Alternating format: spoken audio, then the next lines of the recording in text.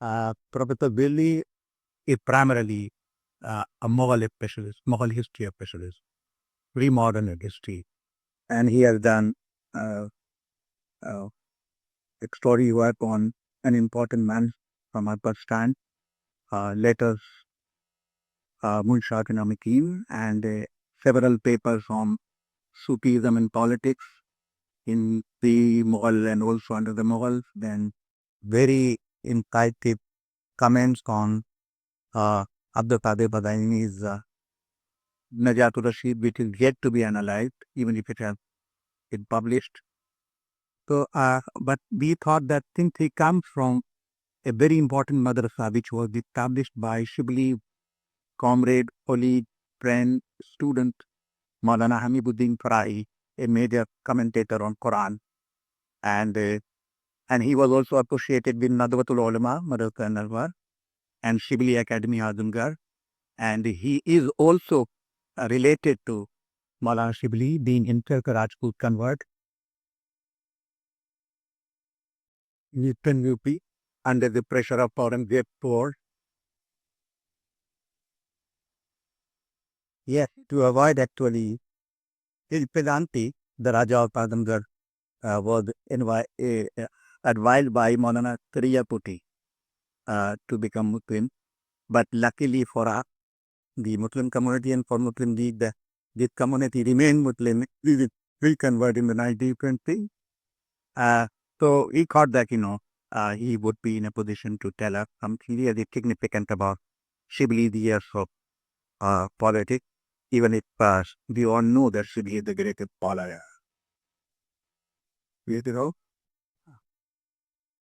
I am grateful to Professor Aram for his very kind words about me. I am very grateful to the organizers of this colloque that they have given me an opportunity to be here and to benefit from the scholars who are gathered here. As Professor Aram has said, I don't belong to this period, but perhaps the only reason for my being here is that I belong to the tradition that established. I have been brought up in that tradition. That is the only reason, perhaps, that brings me here. So, the ulama have played a very important role in the struggle of freedom, and the contribution of the ulama of Deoband is very well known. But then there were scholars who made equally great contribution, if not greater. But then their contribution is not so well known. Shibli is one of them. Shibli has been described by his disciple and his heir, Sayyid Sulaiman Nadwi, as the greatest scholar, greatest alim of the modern times. Some people may not agree with this assessment, but then there is no denying the fact that he was one of the greatest alims of the modern time. He was not only an alim, he was a great historian, he was a literature, he was a poet of both Urdu and Persian. He wrote extensively on Urdu poetry and Urdu literature and Persian literature. His book on Persian literature, Shivlajam, remains unsurpassed. And even Professor Brown has referred to it again and again, and it is still being referred in Iran. So his interests were very, very wide. And in that particular aspect, he perhaps remains unsurpassed. So Muslim League, about Muslim League, he has also written something. And he has also some particular attitude about Muslim League, very well defined kind of views. So I am privileged to present that position before this learned audience. Shibli, 1857-1914, was born in a Zamindar family of converted Rajput at Bindawal, a village in Azamgarh district in the eastern part of the erstwhile United Provinces, now Uttar Pradesh. He was born while the first war of independence was at its peak. His father, Sheikh Habibullah, was Zamindar and lawyer by profession. He had also a substantial business interest in indigo and sugar. He had close links with the British officers of the district. His mother also came from a Zamindar family who traced their lineage to the Ansars of Medina. His maternal grandfather and two maternal uncles were lawyers by profession, and one of them had even qualified for the post of Mufti. His brothers were educated at Aligarh and other seats of modern learning, and one of them even went to England. He therefore belonged to a well-to-do family with links with British establishment in the region and familiar with modern education. After completing his traditional education under the most distinguished scholars of the time, he tried his luck at various jobs. Ultimately, he joined MAO College in 1883 and remained there till after the death of Sir Syed in 1898. He was the most distinguished volunteer scholar on the staff of the college, and Sir Syed had great faith in him, in his learning and his intellectual abilities. But even during the period when he had not yet developed serious differences with Sir Syed on religious and other issues, he did not see eye to eye with him on political matters and supported Congress from its very inception, in spite of Sir Syed's opposition to it. Shibli's love for democracy that seems to have attracted him towards Congress could perhaps be traced to his study of the early history of Islam, the pious caliphate and its democratic functioning. In a debate at the Students' Union of the college around 1892 on the theme of democracy is better form of government or autocracy, Shibli strongly supported democracy and his forceful advocacy won the support of the students in spite of Sir Syed's strong opposition. In his speech, he profusely cited examples from early caliphate in support of his arguments. He also dwelt on the method of selection of the early caliph. His ideal was second caliph Umar al-Faruq. His biography of the caliph remains unsurpassed for the excellence of his historical analysis and literary presentation. The democratic functioning and participatory character of the government institutions during his rule is too well known. He believed in democracy as a part and parcel of Islamic tradition. Secondly, as a scholar who had particular taste for history, he must have realized that freedom and independence can flourish only a democratic system, and a community that has been dislodged from the position of political power and was living as a minority in the country could hope to survive and prosper only under democracy. It was about 2 years after Shibli joining the college that the Congress was founded in 1885. At that time, he was in full agreement with the objectives of Aligarh movement.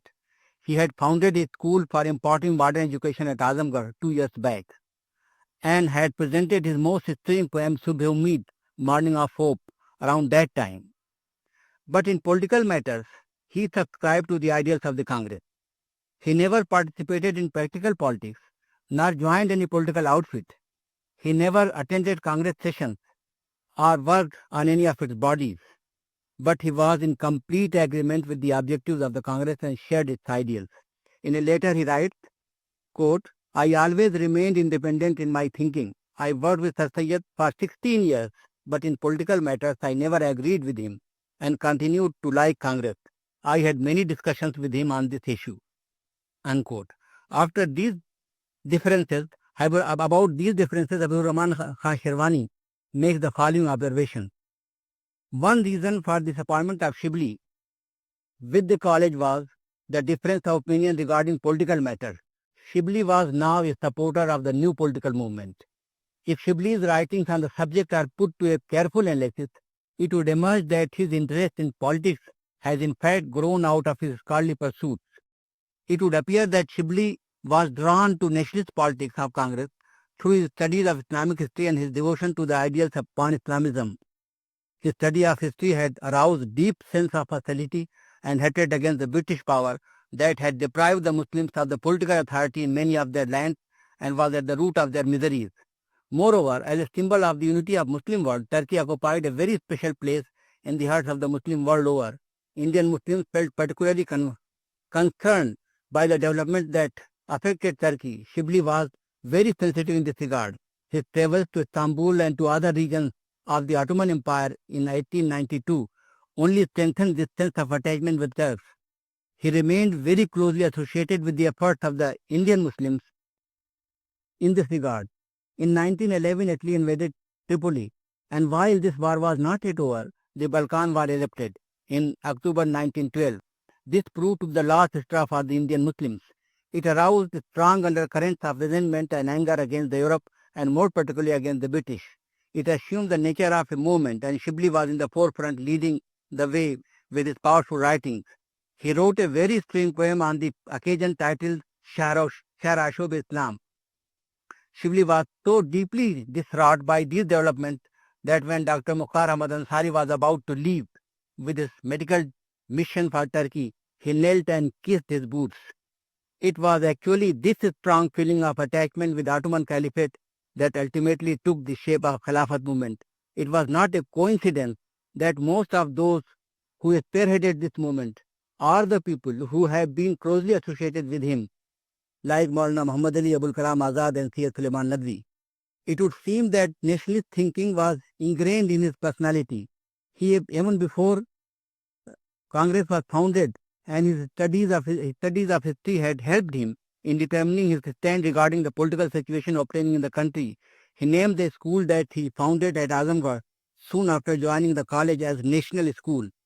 From the very inception of Congress in 1885, he was an ardent admirer of its objective, and his outlook in political matters was marked with remarkable independence approach that was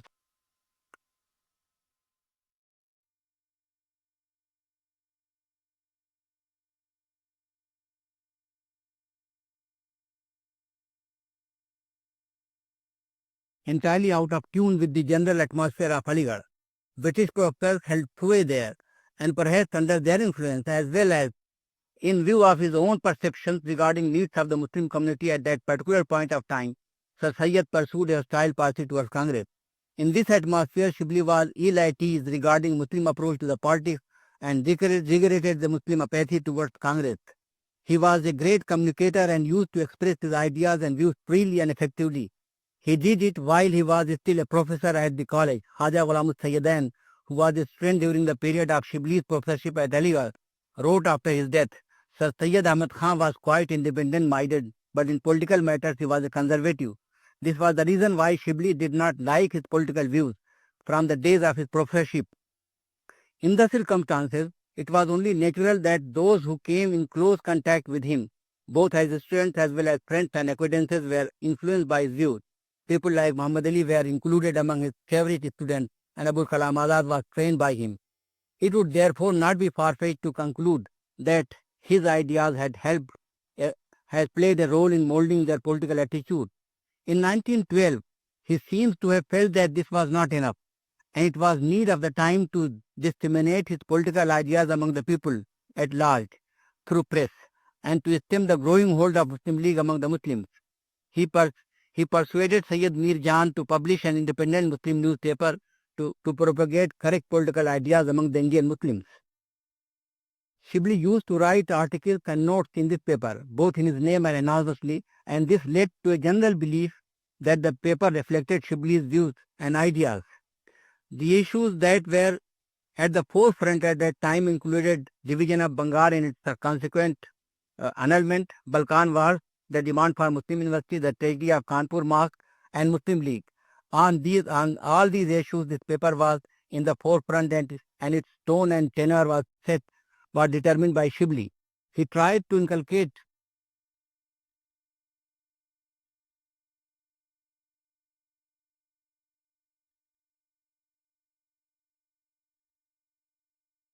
and create what he called correct political attitude among the Muslims through this paper. The most important article that he wrote in the Muslim Gazette on the political situation of the country and the Muslims, and that was published in 4 parts in this paper, beginning with the issue of February 12, 1912, was entitled Musalmanon ki Political Karvat, Political Turn of the Muslims. It was written on the occasion of the annulment of the division of Bengal. The timing, lucidity of the argument, and adequacy of Muslim participation in the politics was so powerful that it proved to be turning point in the history of Muslim politics in India. Syed Suleiman Nadwi, the biographer of Shibli, considered it to have turned the face of the Muslim politics from Shimla to Qibla. The use of the term Qibla for the nationalist politics sums up the essence of Shibli's legacy in this regard.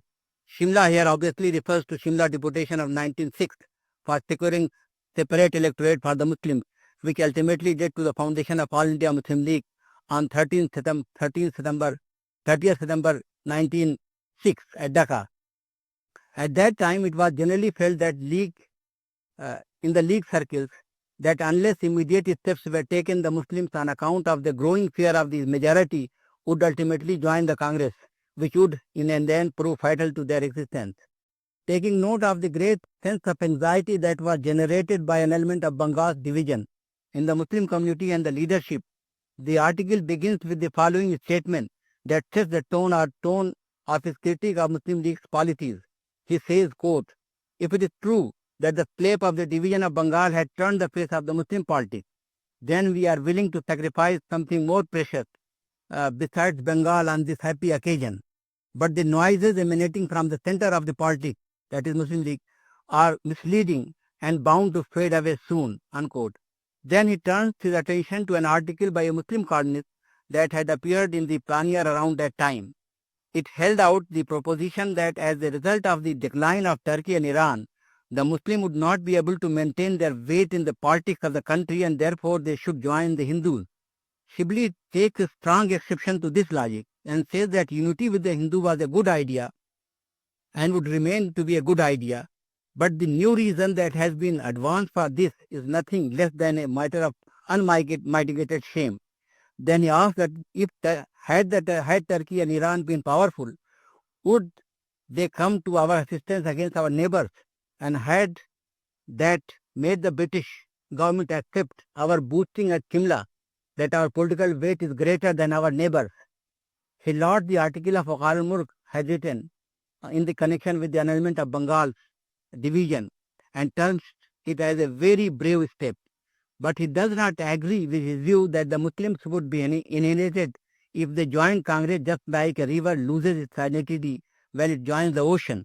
He argues that if the small community of the Parsis that does not number more than 1 lakh and can maintain its distinct identity in the midst of 19 crore Hindus and 5 crore Muslims, there should be no reason for the Muslims to worry about their future. It is, however, true that a time had come for the Muslims to awake from their political slumber and rise from their stupor. What until now we thought to be politics was nothing but deception and pretense of politics. The politics that had been whispered in our ears from our very birth, like the sacred Kalma-e-Shahadat, consisted of only such cliches. As time has not yet arrived, we have yet to make ourselves worthy of politics. We need only education. Our people are in a minority and therefore the representative principle of government does not suit us. These ideas have been so deeply ingrained in the mind of the community that even highly educated people repeat it like gramophones. This has proved to be extremely detrimental to the community and suppressed their ambition and aspiration for great achievements. In our political dictionary, lawful demand for freedom has been defined as treason. A Parsi and a Hindu joins the Congress, criticizes the government, and even then becomes a member of the parliament. But a Muslim is afraid to even attending the session of the Muslim Educational Conference, and Safiyad had to put an announcement in the Aligarh Gazette that there is no ban on attending the educational conference. I am told that some honorable people had put up permission from the collector as a condition for joining the league. When an explanation is sought for this difference in the behavior of the two communities, we are told that the Hindus are just like mosquitoes and therefore the government does not care for their buzzing, while the Muslims are lions and entire jungle trembles at their roar. But now the period of deceit has come to an end and longing for a new life has permeated the community. However, the policy to be pursued in this new life was still to be determined. In the second installment, the second installment took into consideration the following crucial questions. Number 1, correct scheme of politics. Number 2, inconsistency of the present policy. Number 3, Hindu-Muslim unity. According to him, Muslims hold two entirely different positions in the present situation. They are subjects of British government and they are Muslims. These two elements are basic to their politics and had to be kept in mind while formulating any scheme of politics for them. In this context, it should also be useful to remember that British government is not a monarchy in the traditional sense of the word, but it is in fact a parliamentary form of government. A parliamentary form of government cannot lose its meaning and content simply because it is another country and the color of the people is different. It is also not true that Indians are incapable of shouldering important responsibilities. It is borne out by the fact that in spite of stiff resistance, the movement for securing basic rights for the Indians is making steady progress. Obviously, Muslims cannot remain unaffected by these developments, and in different parts of the country, they have been asserting their views.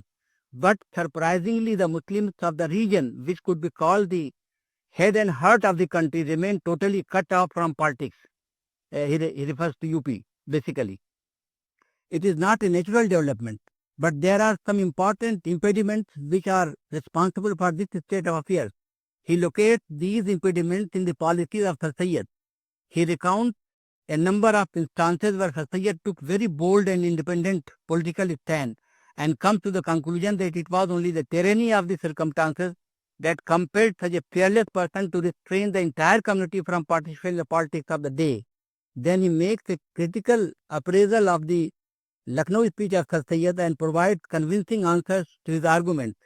He says that it could very well be argued that Sir Sayyid was within his right to prevent the Muslims from joining the Congress, as their needs are both common with the Hindus as well as distinct from them. It would be therefore logical to think that the community leads its own political state. But at this point, something peculiar appears on the scene in the form of Muslim League. What is this strange looking, Ajibul Khilqat entity? Is it politics? God forbid, no. Is it anti-Congress? Well, no. Is it House of Lords? Looks like it. Look like it. The two installments of the article sent shock waves throughout the country, and Shibli was subjected to very harsh criticism, which he terms as inquisition. This led him to write the third installment of his article. In this article, first of all, he makes a scathing criticism of the wrong policies pursued by Muslim League and then proceeds to spell out what he considers to be the correct politics. He says that to understand that present politics is wrong is in fact the key to understanding the correct politics. The notions of wrong politics are so deeply ingrained in the minds of the community that there does not remain much scope for understanding correct politics. Wherever there is any talk of politics, the stock response always is that time has not yet come. We still need to concentrate on education, and this pours cold water on the political sentiments and aspiration, and one returns where one was standing 30 years ago. The most dangerous thing in this regard is the useless and fake entity, ek farzi bekar cheez, Muslim League, is flaunted before us, and it is pretended to be politics. The way the community has been mesmerized for the last 30 years, it unhesitatingly accepts whatever is doled out to it. Therefore, while talking about politics, it is absolutely necessary to understand that Muslim League is not politics today, and it shall not be politics in the next 1,000 years. The following question also needs to be taken into consideration in this regard. In what circumstances the League was founded, and what were the people who founded it? The inspiration for this came from within the heart, or it was brought by some angel from above. In this regard, the following issues need to be clearly determined. Does the constitution of the League conform to the requirements of politics? Are the basic elements of politics enshrined in it? Could Muslim League ever serve any worthwhile purpose remaining Muslim League? In this connection, it would be useful to recall that the basis of the League is Shimla deputation, and the spirit of Shimla deputation will continue to pervade it, whatever shape it takes. Basic objective of League was to demand the share for the Muslims in those political rights that the Hindus had won through their hard struggle during the last 30 years. This is the essence, and the rest is simply an adaptation to the situation.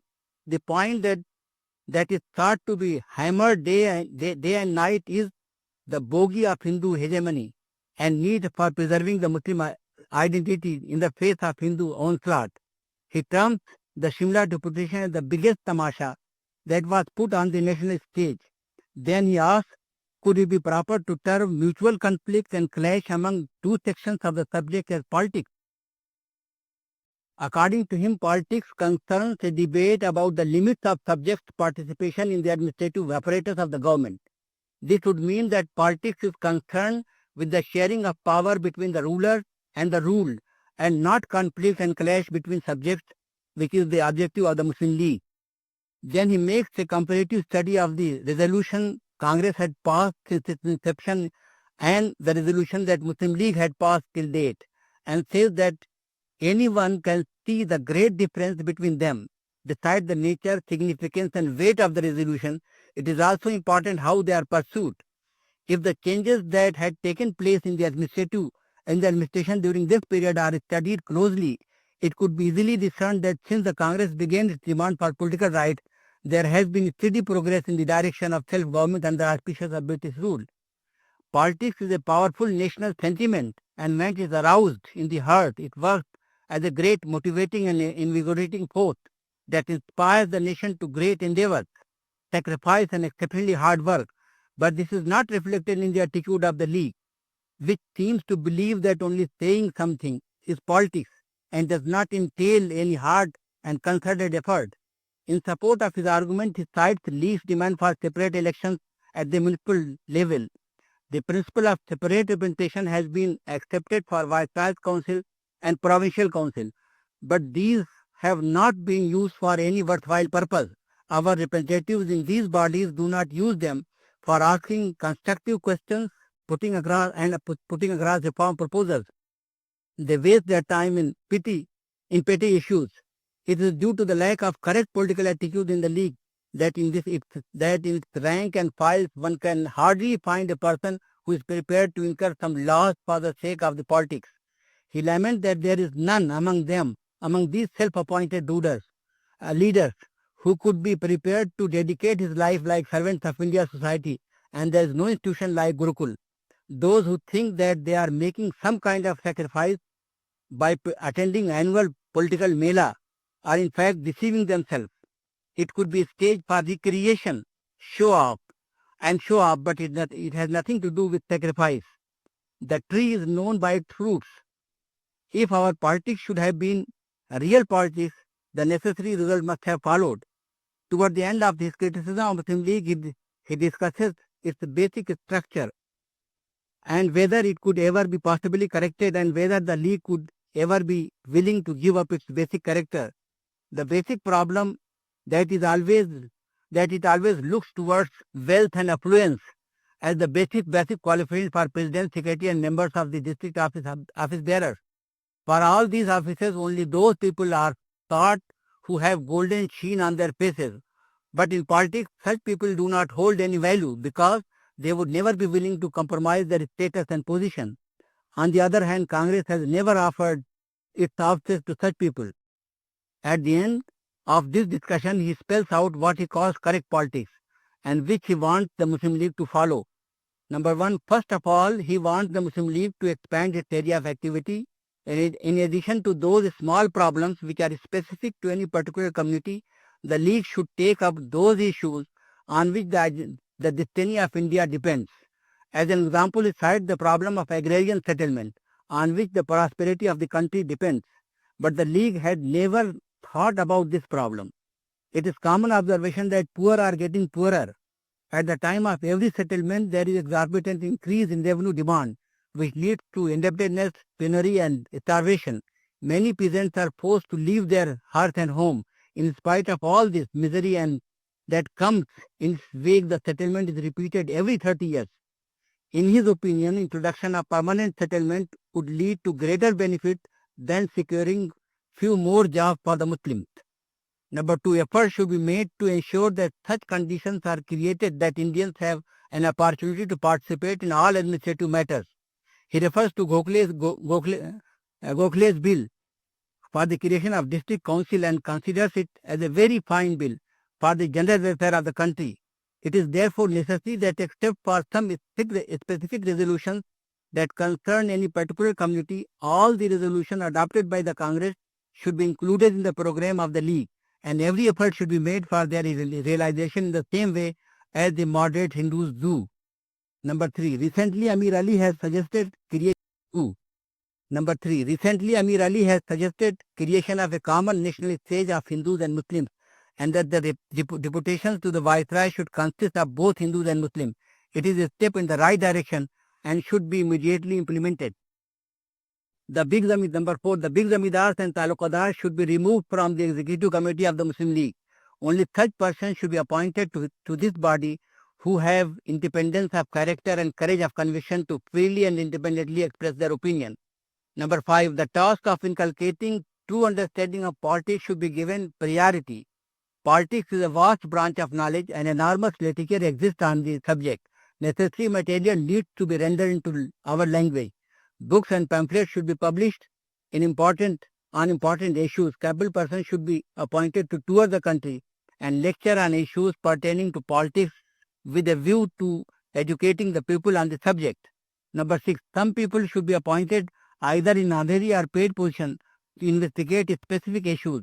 For instance, they can stay at district headquarters and carry out investigation to the conditions of the district. What was the condition of the district 30 years ago? How many big zamidars were there? And what kind of people held these zamidaris? What is the position now? And what happened to these land holdings? How many of them have been sold? What was the nature of the debt that led to this position? What are effects of land settlements? What is the condition of the peasants?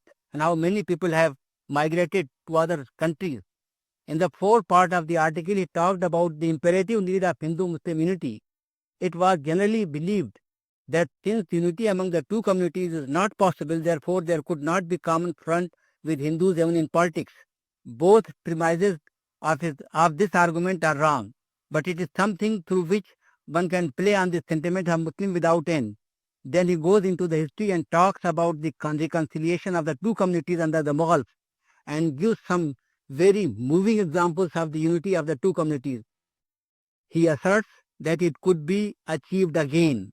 At the end, he says that the biggest sin that the Hindus are supposed to have committed is the foundation of Congress, which is considered to have drawn a dividing line between the two communities. In this context, he poses the question that in case Muslims do not do anything and continue to sit idle, should the Hindus have also done the same? He goes on to argue that though the people who are supposed to be our leaders don't agree with these ideas, but the opposition is now at its last leg. The community has been taken for ride for the last 30 years. Now is the time to let it understand the politics, that this political look-alike is not politics.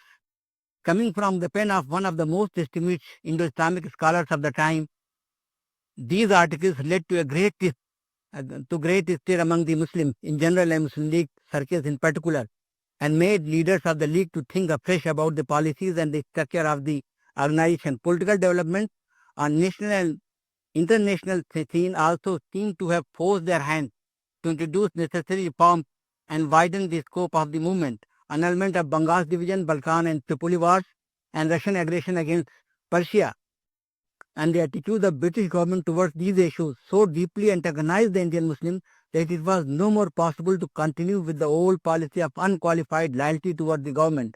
As a result of the churnings that was triggered by Shibli's constructive criticism of League's policies and suggestions for its reform, as well as under the pressure of the emerging situation, Muslim League was forced to somewhat change its track. If the entire situation leading to the changes introduced in the aims and objectives of the League are dispassionately unlike, it would clearly emerge that while the changing political scenario did play a role in it, the major credit for it must go to the powerful writings of Shibli on the need of reform in the organization. The brief period of collaboration between the League and the Congress to a large extent was inspired by Shibli, but due credit is not given to him for this. It, however, did not remain entirely unnoticed. Tufail Mangalori, writing about him in his well-known book Musalmano Ka Roshan Mustaqbil, observes, until now it was mostly the modern educated class that was in the forefront of political activity. It is, however, a matter of great surprise that ever since the Muslims left the communal firqa-warana politics and entered the normal political activity of the country, the role of the ulama trained in the old traditional system of education manifestly increased. In fact, they played leading role in taking out Muslims from the mire of communalism. Foremost among them was Maulana Shibli Nomani. He used his powerful power of writing to change the viewpoint of Muslim League. Maulana Abul Kalam Azad helped him in bringing the Muslims to the mainstream of politics. After the publication of the article, Shibli was assured by some. Then I take into consideration from the resolution that Congress passed around that time, in which the self-rule suitable to India was accepted, and also the league, and also the need for unity with the Hindus. But Congress welcomed all this very warmly. But Shibli, whom some scholars have in fact counted among the architects of self-rule resolution, does not seem to have been impressed by this apparently very significant change of the direction of Muslim League. They think that it was adopted to stop large-scale migration of Muslims toward Congress. League को जब नजर आया कि चली हाथ से कौम एक नया रूप भरा उसने बांदाज दिगर. The developments within the outside country had achieved them. Shibli was a poet of exceptional excellence and beauty. He was the founder of the genre of political poetry in Urdu language. His political poetry is a class by itself. A considerable portion of it is devoted to Muslim League. A critical analysis of the poetry that he wrote regarding Muslim League would reveal that he looked on it with deep distrust. It is interesting to note that the section on Muslim League contains a note that says when the League was founded, its main objective was to fight fellow citizens and not the government, and show off loyalty to the rulers. In his article he has referred above, he has said that the basic objective of Shimla deputation that led to the foundation of the League was to demand a share in those rights that Hindus have won through their long struggle. In a poem regarding the objectives of the Shimla deputation, he very sarcastically says, when Hindus secured some rights through hard struggle, we should also get some share in it for the sake of Panjatan. When the lion hunts some prey and brings it home, the fox reaches there and says something to me, also my lord. साये बाजू की मिले जब हिंदुओं को कुछ हुकूक, इसमें कुछ हिस्सा मिले हमको बाहरे पंजतन. यानी जाकर शेर जब जंगल से कर लाए शिकार, लोमड़ी पहुंचे कि कुछ मुझको भी दे, मुझको भी है सरकार मन. In another poem, after portraying the caricature of League of those early days, he says, if anyone asks about the virtues of League, in brief it could be said that it is a benefactor of the community as well as a slave of the rulers. Then I have quoted some more poetry, and example of such sarcastic criticism could be multiplied from the poetry of Shibli, where he criticizes the League for not taking up the issues on which depended the progress and development of the country and which were not specific to any particular community.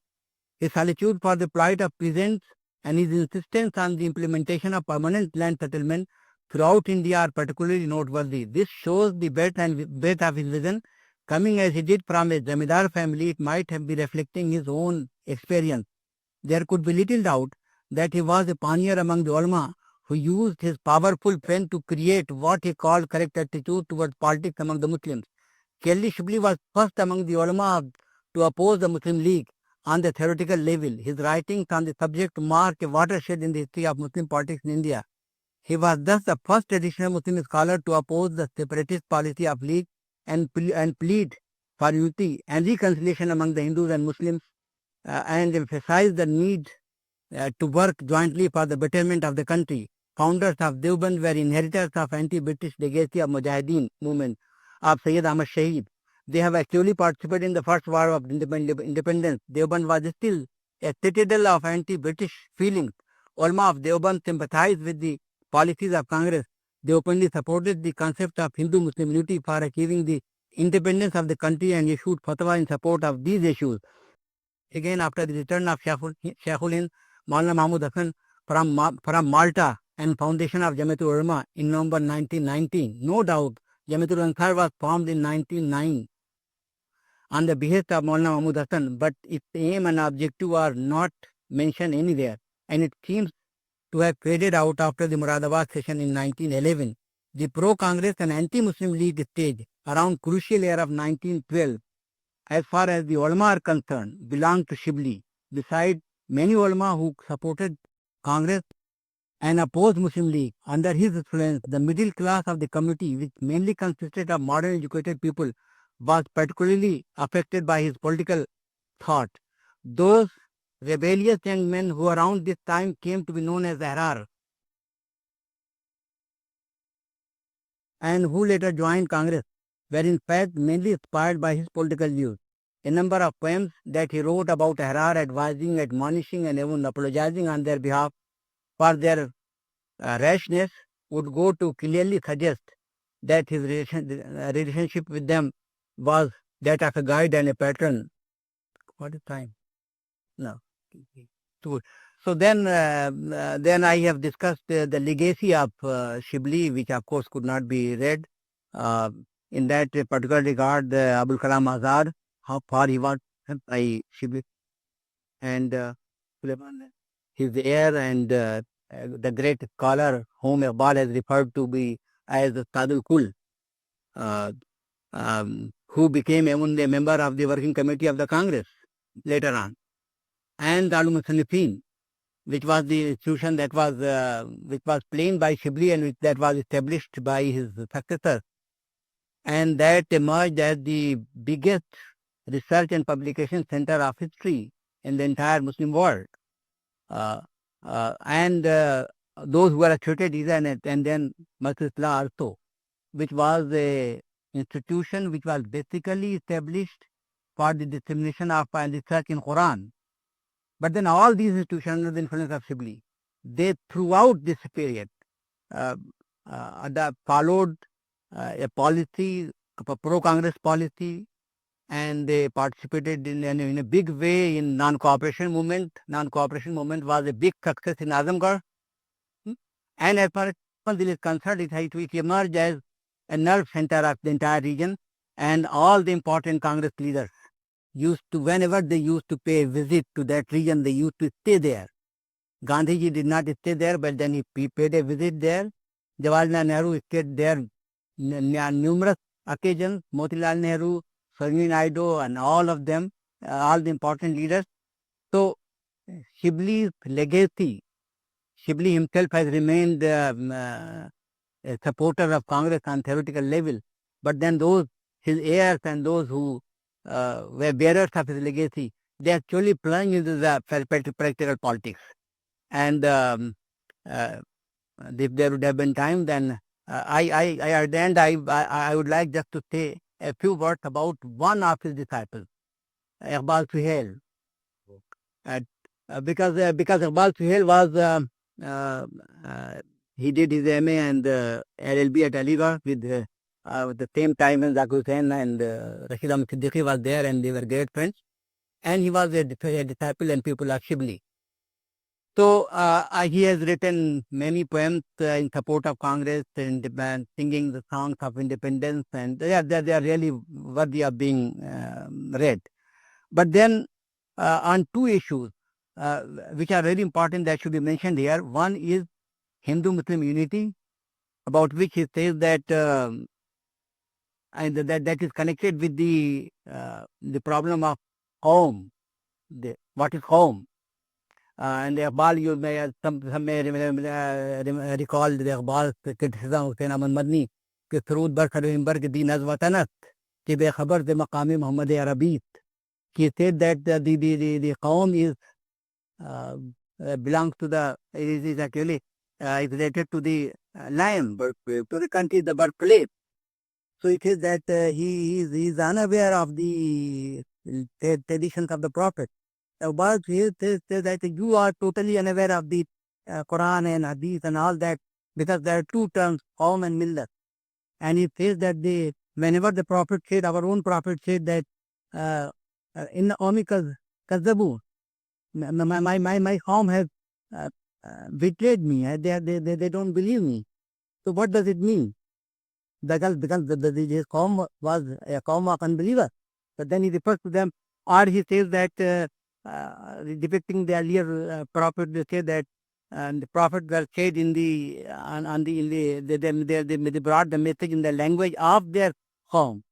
Love the Qawm used in the Quran again and again. So it says that actually millat is a different thing and Qawm is a different thing. So it should not be confused. And then he says that as far as the Hindu Muslim unity is concerned, then whether it is a Brahman or it is Shaykh, anybody who belongs to India belongs to one Qawm. Thank you very much. He was, of course, a prolific writer, and there's much to be spoken of him in other respects, and it would be interesting to put all of these things together. In some ways, nobody's biography does that, but now it's time to revisit that kind of project. It's been mentioned several times that Shibli came from perhaps an unconventional background for a member of the Ulama. That is, he was the son of a large landholder, and his brother was a barrister. His father was not only a landholder, but a bit of an entrepreneur. And besides the things you mentioned, I always like the fact that he established Aligarh's first pipe factory. Yeah. So there was an enterprising, and those who are interested in making the social connections with intellectuals have a lot to think of in talking about somebody like Shibli, who was a Rajput.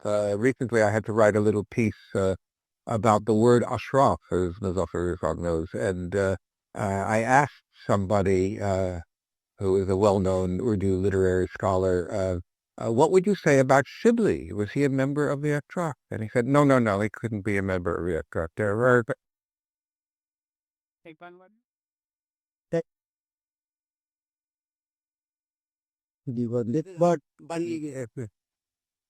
So this is, he was something of a self-made man. He didn't come through the conventional channels, although he went around and studied with leading scholars. He even spent some time in Deoband itself in its early years.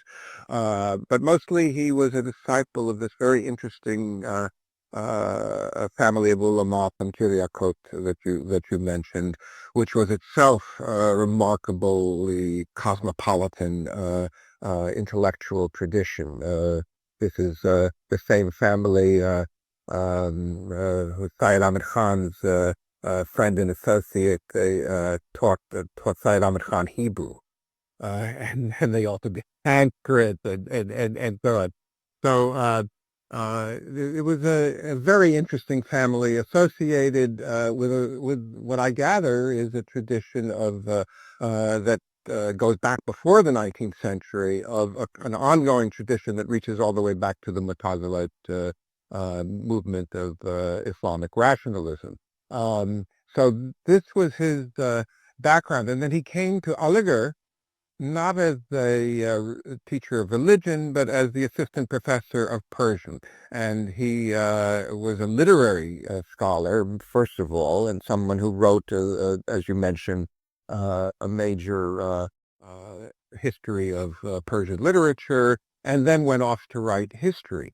And in his relationship with Syed Ahmad Khan is a complicated and very interesting one. In some sense, I mean, there was certainly a struggle, but there was also a bit of a father-son relationship with Syed Ahmad Khan, which maybe goes with the struggle. And Syed Ahmad Khan had the house built for him in his own compound, so that Shibli could have convenient use of the library, and Shibli would take meals with him and spend a lot of time, and also spend a lot of time with Sayyid Mahmud. Sometimes there's description of Shibli saying after Mahmoud, who was a high court judge and drank a lot, saying after 2 or 3 hours of conversation, saying, "I really have work to do," and that the Mutvan, this is in Sheikh Abdullah's autobiography. That the Mutvan, this is in Sheikh Abdullah's autobiography. So then he left Aligarh. But in his time in Aligarh, he represented what I call the counterculture. He and his associate, the British scholar T.W. Arnold, who was later one of the founders of the SOAS, or the School of Oriental and African Studies, traveled together to the Middle East, to Istanbul, Damascus, and Cairo, in the early 1890s, gathering books and for their research in early Islamic history.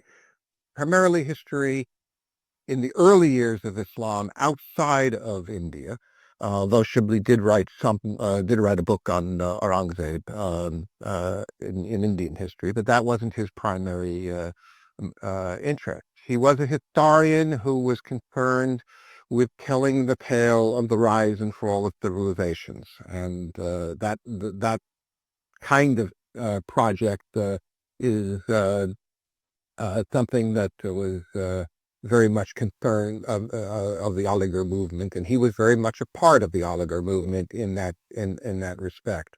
I would also say that although he was oppositional, his opposition in some sense legitimized the Aligarh movement. The fact that you could say that Shibli was here at Aligarh, just as you could say that there was some Deobandis here at Aligarh and so on, was a way of showing Aligarh's credentials as against Syed Ahmad Khan's much more radical religious ideas.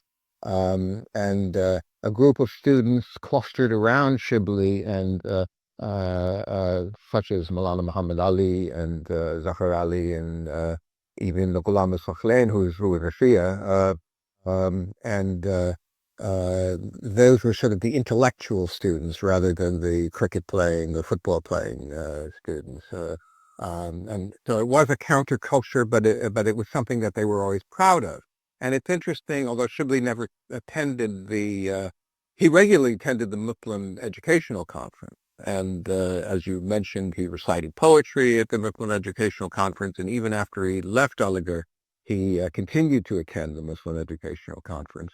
But he didn't attend the Muslim League, but he is always referred to in the Muslim League as there's a mention of Shibli in a very positive light as a product of Aligarh and an example of Aligarh. So in some sense, the movement of modernist and politically minded and somewhat pragmatic Muslims needed Shibli, needed to include him in their group to show that they were, in some sense, representatives of the religiously oriented Muslims, despite Syed Ahmad Khan's radical Islamic ideas. The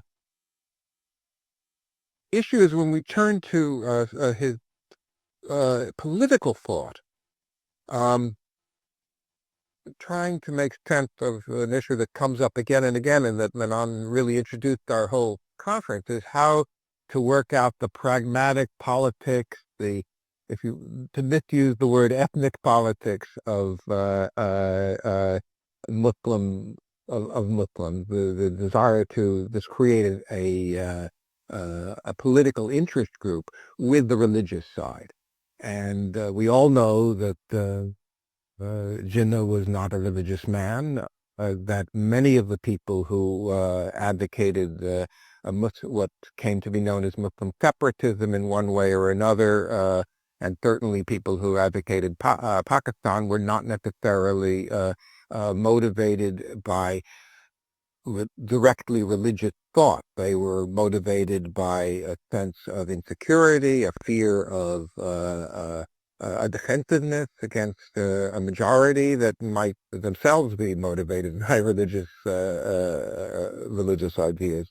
But they were perhaps motivated by romantic notions of Muslim history, but not necessarily by religion. Yet one keeps returning to religion because it turns out you really can't have a Muslim politics without religion. It is hard to sustain that and be convincing, and that I think is sort of the point that you were making about the mass the Muslim outreach, whatever it was called, in the late 1930s. So one had to look to people like Shibli to show that actually the political movements were on grounds that could be trusted.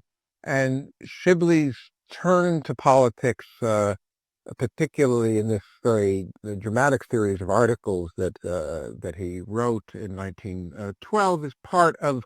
I'm not totally convinced that he initiates it, but because there was already a movement starting with the 1907 student strike at Aligarh that was very oriented toward Congress, pro-Congress. Reza Ali, Dr. Syed Mahmoud, and so on were already associated with the Congress, and even Shibli's had good relations with Aziz Mirza, who was taking over the Muslim League at that time and was favorable to the Congress. And of course, the Congress and the Muslim League ultimately in 1916